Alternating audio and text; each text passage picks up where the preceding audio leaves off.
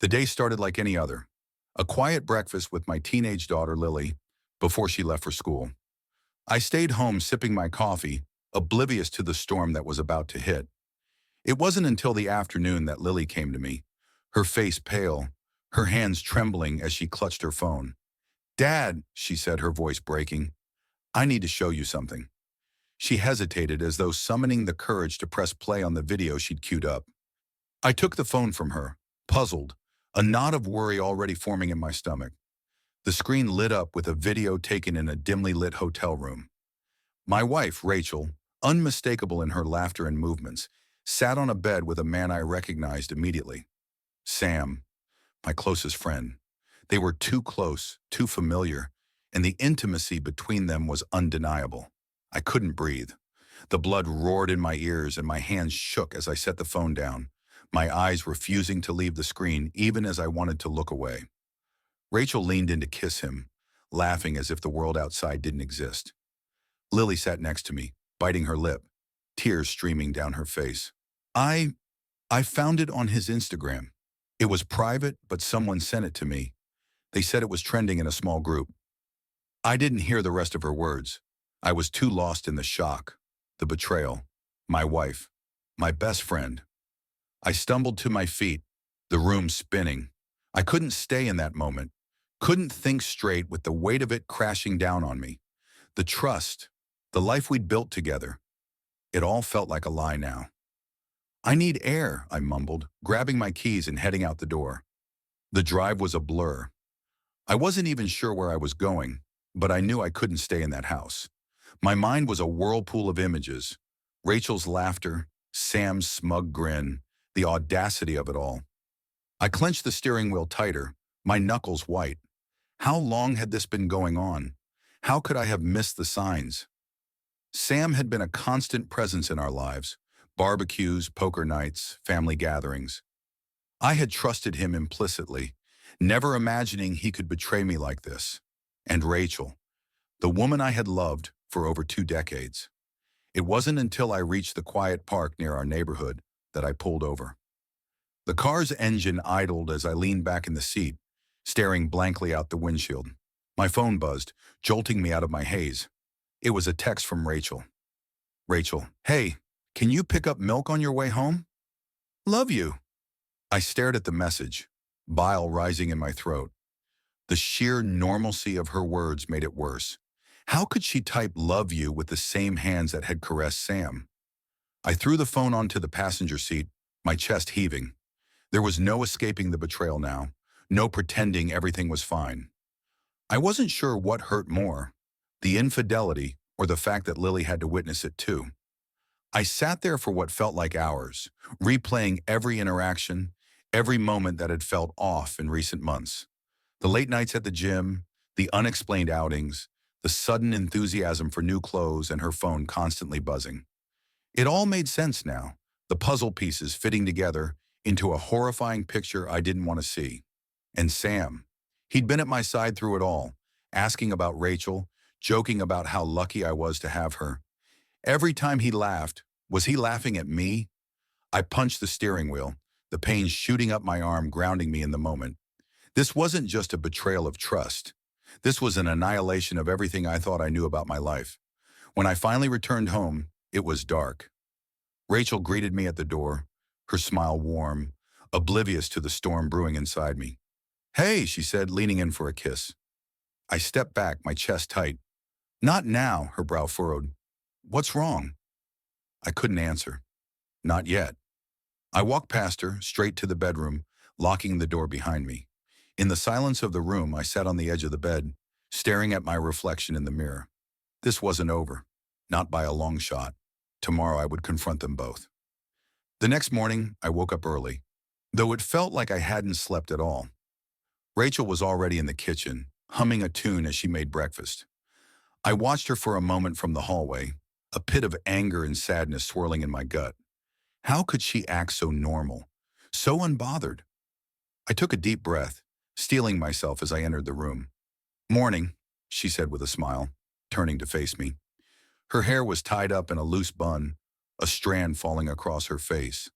I didn't reply, Instead, I sat at the table, my hands gripping the edge so tightly that my knuckles turned white. Rachel tilted her head, her smile faltering. "You okay?" For a moment, I just stared at her, the words caught in my throat. Part of me wanted to scream, to let the rage consume me, but another part of me held back. I needed answers. "How long have you been seeing Sam?" I asked, my voice cold and steady. The color drained from her face. Her hands froze mid-motion, the spatula hovering over the pan. "What?" she said, her voice barely above a whisper. "You heard me." I leaned forward, my gaze locking onto hers. "How long, Rachel?" She opened her mouth to speak but closed it again, her eyes darting around the room as if searching for an escape. "You're being ridiculous," she finally said, her tone defensive. "What are you even talking about?" I reached into my pocket and pulled out my phone, setting it on the table with the video queued up. Her eyes widened as she stared at the screen, the blood draining from her face. "You're going to deny it now?" I asked, my voice trembling with barely contained fury. She reached for the phone, but I snatched it away. "No, Rachel, you don't get to touch this. You don't get to explain it away." Her breathing grew rapid and she took a step back, her hand over her mouth. I I can explain," she stammered. I let out a bitter laugh, the sound sharp and hollow. "Explain? Really? You think there's an explanation that makes this okay? That makes betraying me, our family, with my best friend somehow acceptable?" Tears welled up in her eyes, but I felt no sympathy. Not now. "It wasn't supposed to mean anything," she said, her voice breaking. It just happened." "It just happened," I repeated, the words tasting bitter on my tongue. "Do you even hear yourself? That's your excuse?" The sound of footsteps interrupted us, and I turned to see Lily standing in the doorway, her face pale and drawn. "Dad," she said softly, her voice shaking. I stood up quickly, walking over to her and pulling her into a hug. She clung to me, and I could feel her trembling. "I'm sorry you had to see that," I murmured, stroking her hair. Rachel moved toward us, her hands outstretched. "Lily, honey, Don't," Lily snapped, her voice cutting through the room. She pulled away from me, glaring at Rachel with tears streaming down her face. "Don't you dare try to talk to me right now." Rachel froze, her expression crumbling. "Lily, go to your room," I said gently. "I'll talk to you in a bit." She nodded, shooting one last glare at her mother before turning and disappearing down the hallway. I turned back to Rachel, my anger boiling over. "You didn't just betray me, Rachel," I said, my voice low and furious. "You betrayed her too.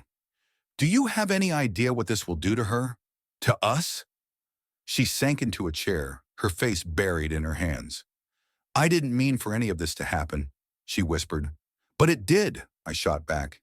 "You made a choice, a series of choices, to lie, to sneak around, to destroy our family for what?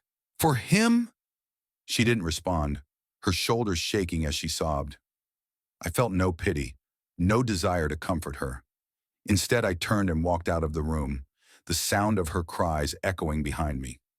I spent the rest of the morning in my office, staring blankly at the wall. My mind raced with thoughts of what to do next. Confronting Rachel was one thing, but Sam needed to know this wasn't over. I pulled out my phone and dialed his number, my hand trembling as I pressed it to my ear. He answered on the second ring. "Hey, man." "What's up?" His voice was cheerful, casual, as though nothing had happened. "I think you know what's up," I said coldly. There was a long pause, the silence stretching between us like a taut wire. "Look, can we talk about this in person?" he said finally, his tone nervous. "Damn right we can," I replied. "You're coming over. Now." When Sam arrived, I was waiting for him on the porch. As he stepped out of his car, I felt my fists clench at my sides. He had the nerve to look sheepish, as if that would make any of this better. "Hey," he started, but I didn't let him finish. The moment he stepped onto the porch, I swung. My fist connected with his jaw, and he staggered back, clutching his face. "You son of a bit," I spat, my voice shaking with rage. "You were supposed to be my friend, my brother." He held up his hands, his face pale. I'm sorry, okay? Sorry doesn't cut it, I shouted. You came into my home, you sat at my table, you smiled at my daughter, all while sneaking around with my wife. How the hell do you justify that? Sam didn't respond, his eyes darting to the door as if looking for an escape. Get out of here, I growled, stepping closer. And don't you dare come near my family again. Without another word, he turned and hurried back to his car, his movements clumsy in his rush to leave. As I watched him drive away, I felt no satisfaction, only the heavy weight of betrayal settling deeper into my chest. This was just the beginning. The house was silent after Sam left.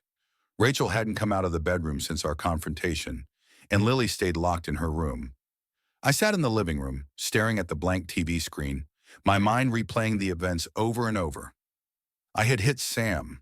The bruised knuckles on my right hand throbbed, a dull, aching reminder of what I'd done. But the physical pain was nothing compared to the emotional wreckage swirling in my chest. I glanced at the family photos on the mantel, pictures of vacations, birthdays, moments that once felt perfect and whole. Now they felt like artifacts from a life that no longer existed. Rachel emerged hours later, her face pale and puffy from crying. She stood in the doorway of the living room, her arms crossed over her chest, looking at me like she was waiting for permission to speak. What do you want, Rachel? I asked flatly, not bothering to look at her. She hesitated, then walked over and sat on the edge of the couch, keeping her distance. We need to talk, she said, her voice soft and tentative. I turned to face her, my jaw clenched. Talk? You think now's the time for talking? What could you possibly say to make this better? Her eyes filled with tears again, but I didn't care. Not this time. I'm sorry, she whispered. I know that doesn't fix anything, but I am. Sorry isn't enough, I snapped. You broke us, Rachel. You broke everything. She flinched, but I didn't stop. Do you have any idea what you've done to Lily? She's not stupid. She knows what's going on. She's hurt. She's angry. And she's right to feel that way. I didn't mean for her to find out, Rachel said, her voice trembling. I laughed bitterly. That's what you're sorry about? That our daughter found out? Not that you destroyed our family for some cheap thrill? She looked down, her fingers twisting in her lap. I didn't plan for any of this to happen. I swear, it just got out of hand. I shook my head, disgusted. Out of hand? Do you even hear yourself? You weren't some helpless victim here, Rachel. You made choices. You lied to me, to Lily, to yourself. She didn't respond, and the silence stretched between us, heavy and suffocating. Finally, she spoke. I know I can't undo what I've done, she said, her voice breaking. But I want to fix this. I want to make things right. I stood, pacing the room as anger bubbled to the surface again. Fix this? How do you think we're supposed to fix this, Rachel? You can't just glue the pieces back together and pretend nothing happened. I don't know, she admitted, tears streaming down her face. I don't know how to fix it, but I want to try. For Lily. For us. Her words hit a nerve, but I wasn't ready to let her off the hook. For Lily, I repeated, stopping to glare at her. Do you have any idea what you've done to her? She's the one who showed me that video, Rachel. She's the one who had to find out that her mother... I couldn't finish the sentence, the words too bitter to say out loud. Rachel buried her face in her hands, her sobs muffled. After a long silence, I sat back down, exhaustion settling over me like a heavy blanket. I don't know what happens next, I said, my voice quieter now. But I do know one thing. Things can't go back to the way they were. Not after this. She nodded, wiping her tears. I'll do whatever it takes, she said. I'll go to therapy, counseling, whatever you need. I didn't respond. I didn't know what I needed. Right now, I said after a long pause, I just need space. I need time to think. She nodded again, her shoulders slumping. I'll stay in the guest room, she offered. I didn't argue. That night, I knocked on Lily's door, hesitant. Dad? She said, her voice small. Can I come in? Yeah. I stepped inside and saw her sitting on her bed, hugging a pillow. Her eyes were red, her cheeks streaked with dried tears. I'm sorry, sweetheart, I said, sitting down beside her. She shook her head. It's not your fault, Dad. I wrapped an arm around her, and she leaned into me, her small frame trembling. I just, she hesitated, then looked up at me. Why would she do that? Doesn't she love us? The question broke something inside me. I don't know, I admitted, my voice cracking. But none of this is your fault, Lily. You didn't do anything wrong. And no matter what happens, I'm here for you. Always. She nodded, her tears soaking into my shirt as I held her. As the days passed, the house became a quiet battlefield. Rachel and I communicated only when necessary, and even then, the words were short and clipped. Lily kept her distance from her mother, spending most of her time in her room or with me. Rachel tried to reach out to her, but Lily wasn't ready, and I couldn't blame her. Every time I saw Rachel, the betrayal hit me all over again. The anger, the hurt, the overwhelming sense of loss. It never left. I didn't know if I could ever forgive her. And as much as I hated to admit it, I didn't know if I wanted to. The days that followed the confrontation were tense and heavy. Rachel moved to the guest room, and the house felt fractured, like an emotional minefield we were all trying to navigate. But one morning, everything came to a head when the unmistakable sound of a knock echoed through the quiet house. It was firm and deliberate, the kind of knock that doesn't belong to a neighbor or delivery driver. I frowned, glancing at Lily, who was curled up on the couch. Her eyes met mine, her face mirroring my confusion. I opened the door to find two uniformed officers standing on the porch. Their expressions were serious, their presence intimidating despite their calm demeanor. "Mr. Harper?" one of them asked. "Yes?" My throat tightened as I tried to read their expressions. "We'd like to speak with you," the officer said. "Do you mind if we come inside?" The living room felt impossibly small as they stepped in, their presence filling the space with a sense of authority. Lily sat up straight, her eyes wide with worry. "Is everything okay?" I asked, my voice steady despite the unease twisting in my gut. The taller officer cleared his throat. "We received a report about an altercation that took place here recently. A Mr. Sam Turner has alleged that you assaulted him." My heart sank. Of course, Sam would run to the police after our confrontation.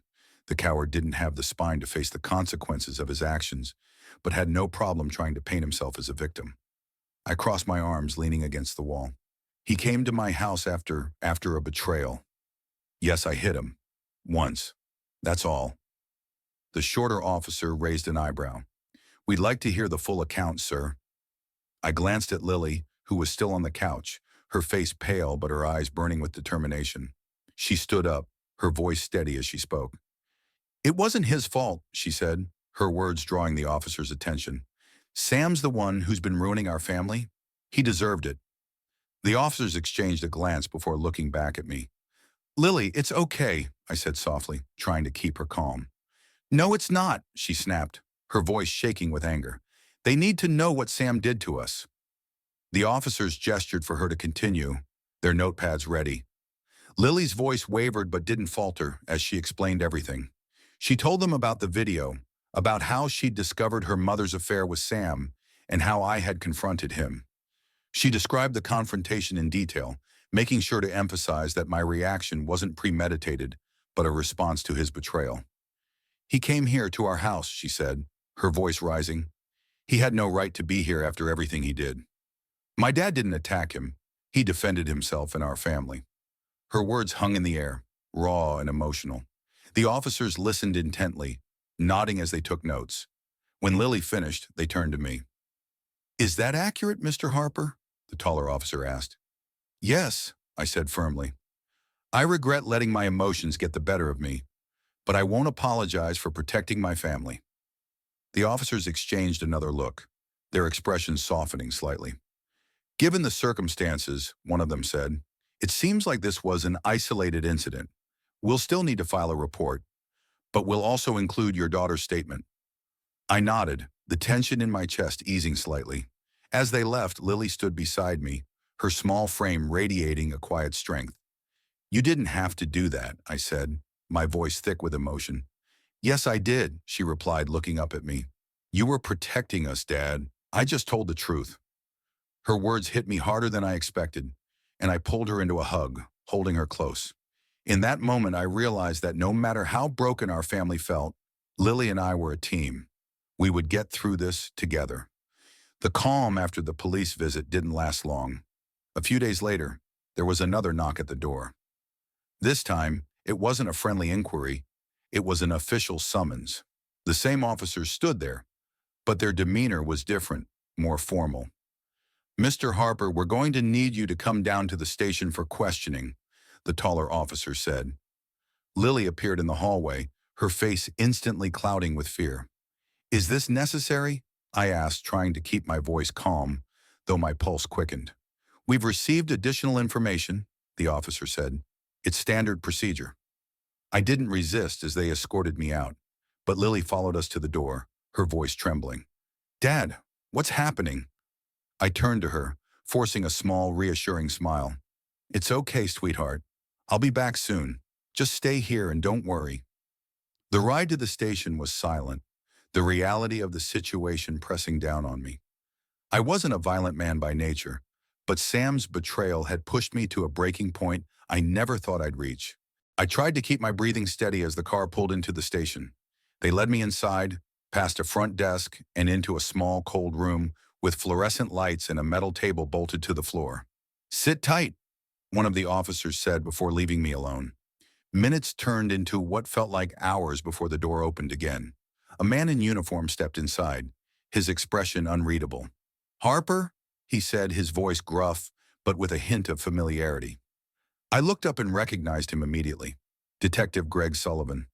We'd known each other for years, though we hadn't seen each other in a while. He was an old acquaintance, someone I'd played basketball with back in the day. "Greg," I said, surprised. He nodded, sitting across from me. "Heard your name come across my desk. What the hell's going on?" I sighed, running a hand through my hair. "It's a long story, but it boils down to this. My best friend slept with my wife. I confronted him. Things got heated, and I hit him. Once. Now he's playing the victim." Greg leaned back in his chair, studying me. "Sam Turner?" I nodded, and Greg let out a low whistle. "That guy's trouble," he said. "I've heard his name come up in other situations. This isn't the first time he's caused problems." Relief flickered through me at his words. Greg pulled out a notepad, flipping through it. "Look, I'm going to have to ask you a few questions. Standard protocol." I nodded. "Ask away." He ran through the events, having me recount the confrontation step by step.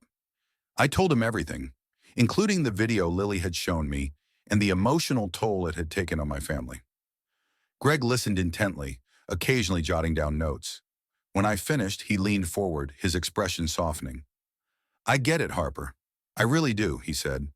"But you know we can't condone physical violence, no matter the circumstances." "I know," I said quietly. I lost control." He nodded, tapping his pen against the table. "Lucky for you, it doesn't look like this is going to stick. Sam's story is shaky at best, and your daughter's statement works in your favor. Plus, Turner's got a bit of a reputation that isn't doing him any favors." Greg stood, motioning for me to follow him. "Wait here. I need to make a few calls," he said before stepping out. I sat there, the weight of the situation pressing down on me. The minutes dragged by, my mind racing with worst-case scenarios. Finally, Greg returned, a faint smile on his face. "You're good to go," he said. "We're not pursuing this further. Sam doesn't have a leg to stand on, and honestly, this whole thing smells like retaliation on his part." Relief flooded through me, and I exhaled a breath I hadn't realized I was holding. "Thank you," I said sincerely. Greg clapped a hand on my shoulder. "Don't thank me yet. Just stay out of trouble, Harper, and maybe think twice before throwing punches next time, even if the guy deserves it." I nodded, grateful but still shaken. The drive back home was surreal. As I stepped through the door, Lily ran to me, her arms wrapping around my waist. "Are you okay, Dad?" she asked, her voice filled with concern. I hugged her tightly, stroking her hair. "I'm fine, sweetheart. Everything's going to be okay." Rachel appeared in the hallway, her face pale and her eyes red-rimmed. "What happened?" she asked hesitantly. I glanced at her but said nothing, focusing on Lily instead. In that moment, I realized that while I had been acquitted in the eyes of the law, the battle for my family's future was far from over. There were wounds that couldn't be healed with apologies or explanations. And whether Rachel and I could ever rebuild what had been broken was a question I wasn't ready to answer. I hadn't planned it. The fury had been building inside me for days, a storm I couldn't quiet. Every moment I spent in the house, every glance at Rachel, every memory of that video pushed me closer to the edge.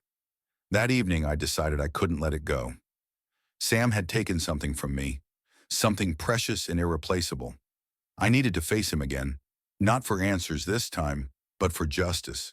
I grabbed my keys, ignoring Rachel's questioning look as I left. Sam's place was a few miles away, tucked into a quiet suburban street. I parked down the block, my hands trembling with rage. The lights were on. I didn't knock. I didn't care about formalities anymore. I pounded on the door until he answered, his face a mix of surprise and fear when he saw me. "Harper, look!" I didn't let him finish. I shoved the door open, storming into his house. "You don't get to speak," I growled, my voice low and dangerous. He backed away, his hands raised defensively. "I didn't mean—" "Didn't mean what?" I shouted, my anger boiling over. "Didn't mean to destroy my family? Didn't mean to betray me? You meant every damn thing you did, Sam?" The first punch landed square on his jaw, sending him stumbling into the wall. He yelped, his hands flying up to shield himself. "Stop! Harper, stop!" he shouted, his voice panicked. But I didn't stop. My fists rained down on him. Years of friendship turned into fuel for my rage. I saw flashes of every barbecue, every poker game, every time he smiled in my face while sneaking behind my back. "You're a coward," I spat, grabbing his shirt and slamming him against the wall. "You're a disgusting, lying coward." Sam tried to shove me off, but he was no match for the strength of my fury. I swung again, catching him in the ribs. He gasped, doubling over, but I wasn't done. "You think you can just ruin lives and walk away?" I growled, pulling him upright again. He tried to speak, but the words were garbled through bloodied lips. "You deserve this," I hissed, shoving him to the floor. I barely registered the sound of footsteps behind me until a voice screamed out, "Dad, stop!" I froze, my fist midair, and turned to see Lily standing in the doorway, her face pale, her eyes wide with horror. Rachel was behind her, clutching her arm, tears streaming down her face. "Lily, go home," I said through gritted teeth. "No!" she shouted, stepping closer. "You're going to kill him!" "He deserves it," I said, my voice breaking. "He deserves every bit of this." Lily ran to me, grabbing my arm with both hands. "Dad, please," she sobbed. "This isn't you. Please stop." Her words cut through the fog of rage clouding my mind. I looked down at Sam, his face bloodied, his body trembling, and then at Lily, her tear-streaked face filled with fear and desperation. "Lily," I whispered, my voice hoarse. "Please, Dad," she said again, her voice cracking. Rachel stepped forward, her hands outstretched. "Harper, enough," she said, her voice trembling. "This isn't going to fix anything." Her words sent a fresh wave of anger through me, but it wasn't directed at her this time. It was at myself. I released Sam, letting him crumple to the floor. He groaned, clutching his ribs, but I didn't look at him. My gaze was locked on Lily, who had thrown herself into my arms, sobbing. The three of us stood in the living room, the silence broken only by Lily's quiet sobs and Sam's ragged breathing. "Let's go," Rachel said, her voice steady despite the tears on her face. I nodded, guiding Lily toward the door. As we left, I turned back to Sam one last time. "If I ever see you again," I said coldly, "it'll be the last time you breathe." The ride home was silent. Lily sat in the back seat, her head resting against the window, while Rachel stared straight ahead, her hands trembling in her lap. I pulled into the driveway and turned off the engine, but no one moved. The weight of what had just happened hung heavy in the air. "I'm sorry," I said finally, my voice barely above a whisper. Rachel didn't respond, but Lily turned to me, her eyes red and swollen. "You scared me, Dad," she said softly. "I scared myself," I admitted. Inside, I sat on the couch, my head in my hands. Lily sat beside me, her hand resting on my arm. "You're better than this," she said quietly. Her words, so simple yet so powerful, cut through the shame and guilt I felt. "I'll try to be," I promised her. Rachel stood in the doorway, her face unreadable. She didn't say anything, but her presence spoke volumes. That night, as I lay in bed, I thought about how close I had come to losing myself entirely. Sam had betrayed me, yes, but letting him turn me into someone I wasn't would have been his ultimate victory, and I wasn't going to give him that. The morning after the fight at Sam's house, the atmosphere at home was suffocating. Rachel avoided me entirely, staying in the guest room and only emerging when necessary. Lily, my rock in this whole mess, stayed close, but I could see the weight of everything on her young shoulders. Her laughter was gone, replaced by quiet glances and tentative words. I hated myself for that, hated that my actions had stolen even a sliver of her childhood. A week passed before Rachel finally approached me. She stood in the doorway of the living room, her arms crossed tightly over her chest. "We need to talk," she said, her voice low.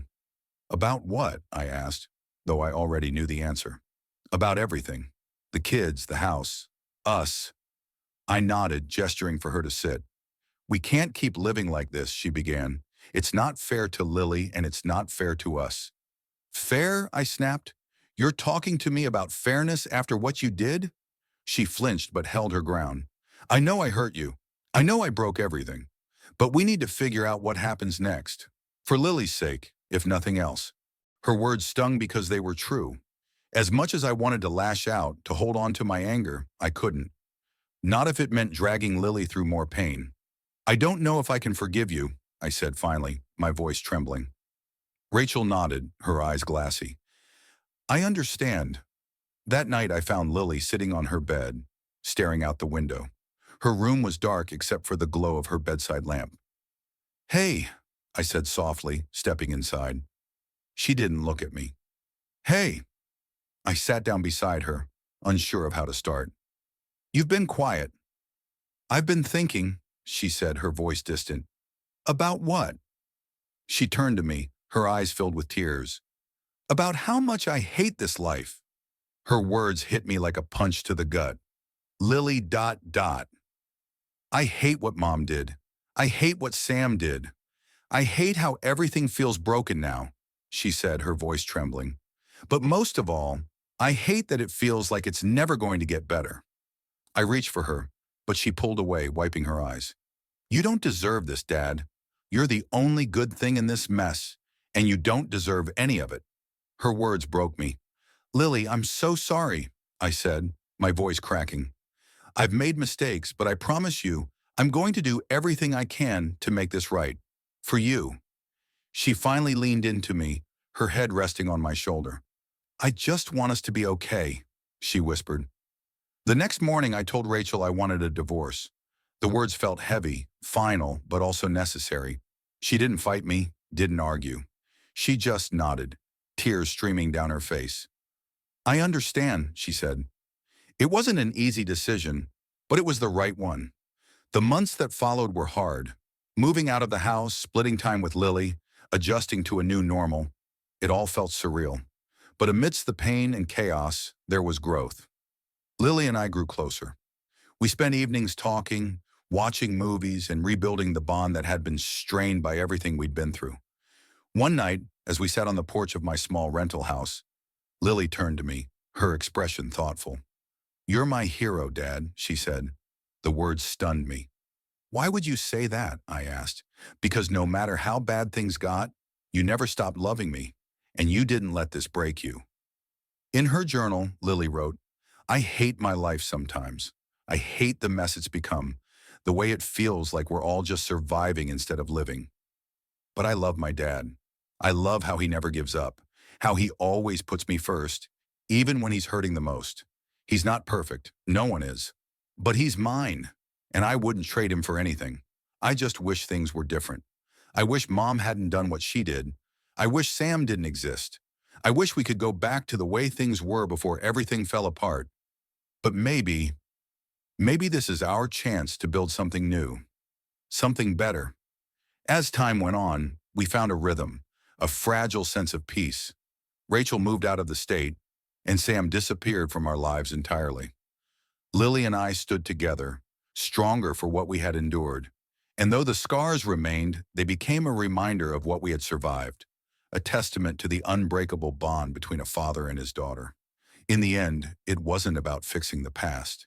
It was about building a future where love and trust could thrive again. And we did, one day at a time.